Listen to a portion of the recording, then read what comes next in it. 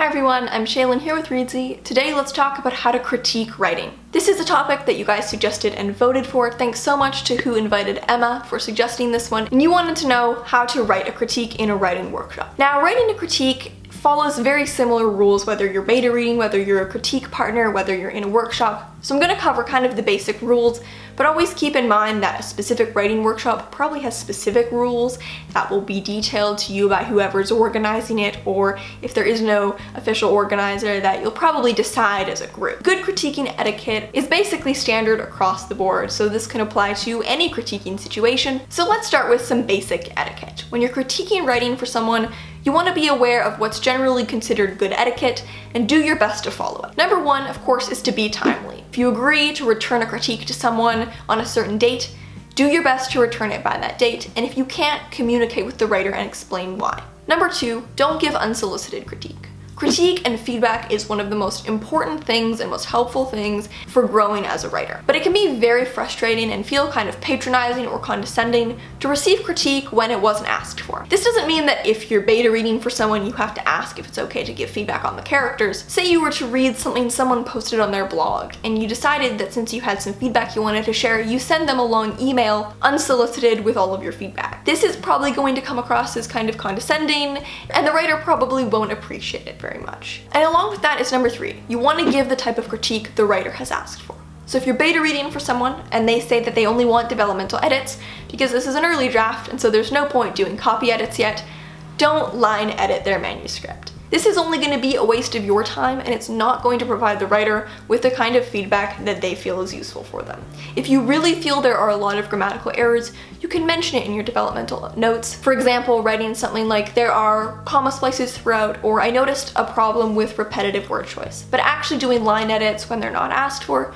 is probably not going to put you in the writer's good book. And finally, critique how you want to be critiqued. Of course, we all want our work to be critiqued respectfully, and we all kind of expect a certain level of respect when receiving critique on our work. So when writing a critique for someone else, think about if this is how you would want your work to be critiqued. Now that said, I'm going to split the rest of this video into two sections. Number one, how to be respectful to the writer, and number two, how to be helpful. A helpful critique doesn't have to be rude, and a polite critique doesn't have to be overly polite and lacking substance. These two things can coexist very happily, and in fact, usually the most helpful critiques are the ones that are also delivered with a lot of respect for the writer and the piece of work. So how to be respectful when writing a critique. Number one, don't try to shift or push the book towards something it isn't. If the storyline goes a certain way and you really feel that if you had written it, you would have taken it a very different direction, that's more drastic a critique than you would generally give to a writer. In this case, you're not really trying to improve the story they provided to you, you're just trying to tell them that they should have written something completely different. You also want to let go of your expectations. You may have gone into the book with your own vision of how you thought the concept would play out, and it might not play out that way, and that's okay. Even though it might be more to your personal taste to have the story go a different way, if it's not really a criticism but simply you trying to change the book in a fundamental manner, that's probably something you want to shy away from. Number two is to not make moral judgments on the characters. It's okay to say something like, I'm struggling to connect with this character because I don't feel that they're developed in this way.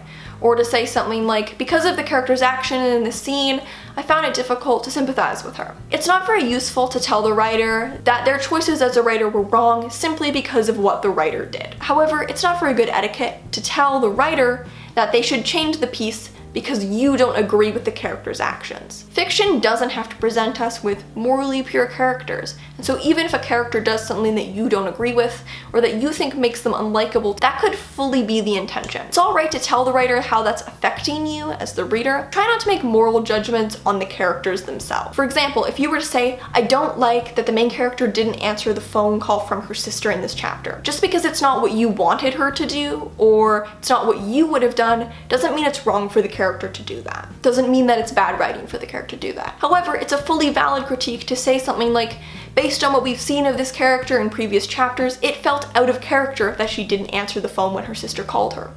Or to say something like, I'm finding the character a little unsympathetic because of how cold she is towards her sister. And similar to that, always remember to never assume that the author is the narrator. When critiquing fiction in a situation where we know who the writer is, it can sometimes be our impulse to associate the main character with the writer and think that maybe the main character is based on the writer. We never want to make this assumption and always want to critique under the assumption that this is a fully fictional character, not based on the author, and that the author doesn't necessarily condone the character's action. As a general rule, aim for around 1/3 positive feedback and 2/3 criticism. This doesn't need to be a formula you always have to follow, but when in doubt, if you don't know if you've given enough positive feedback or you don't know if you've given enough criticism, this is a good ratio to follow. Another way to make your feedback kinder and more respectful is simply to use positive phrasing when stating the same point. For example, I think the plot could be strengthened with a clearer inciting incident, rather than saying the plot is boring because there is no inciting incident. It's the same criticism, but you've just phrased it in a positive way. You've talked about how the book can become better, how it can become its best version of itself,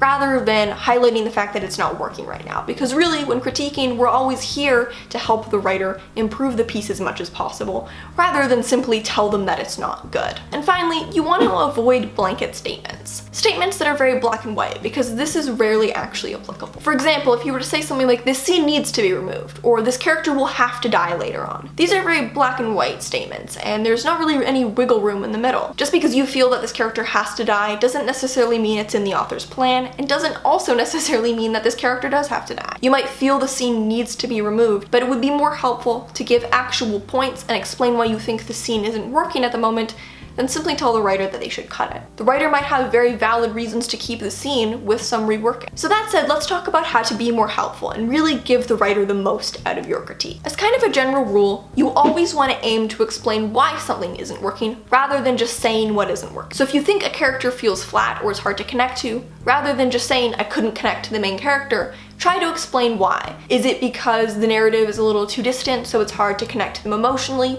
Is it because they aren't given a clear motivation or goal? Is it because they're lacking backstory? There's always an important reason behind the criticism, and that's what's most important to express. Number 2 is to explain how problems impede strengths. This can also make the criticism sound a bit kinder, but it's very, very helpful. Say you were critiquing a story and you found that the pacing was slow because of an excess of description. Rather than just saying that there was an excess of description which was causing the pacing to be slow, which is still good because it's putting a why behind the problem, you could say something like, the pacing is a little too slow because of the excess of description, and this is detracting from how powerful some of the individual images are. It can really help the writer see their piece in a very rounded way, where they not only see what's not working and why it's not working, but how fixing it can highlight something else and make other elements even stronger. Number 3 is to try to use objective terminology and language. So this is the difference between saying something like, plot is boring and slow and I'm not very invested. This is quite subjective, but you could also phrase this more objectively by saying something like, because there isn't a clear inciting incident or a clear goal for the main character, at the moment it just feels like the main character is wandering around and the pacing is very slow as a result. This is expressing the same sentiment, but with very objective terminology. So as a result, it'll be much easier for the writer to actually implement a solution. And finally, you want to be as specific as you can. If you feel that a character isn't acting consistently, point out specific scenes, even specific lines where their actions or their psychology or their dialogue feels out of character. Giving specific feedback that includes examples will make things easiest for the writer in terms of creating a strategy to edit their book later on and actually deciding what edits they want to implement and how they're going to do so. And as a final point, if you're critiquing someone's work, don't try to replace the role of a professional editor. Doesn't matter in what situation you're critiquing, giving a critique friend to friend or in a workshop simply isn't the same as doing a professional edit. Editors can speak with a certain level of authority on a piece. They have knowledge on things like grammar, which can make them adept copy editors. These are the kinds of things that you don't want to try to do unless you actually have the qualifications and you've been hired to do this task. Don't try to do the work of an editor because the two simply aren't equatable. So that is how to write a critique. Thank you so much for watching, and remember to subscribe for new writing, editing, and publishing videos every Tuesday and Friday. Until next time.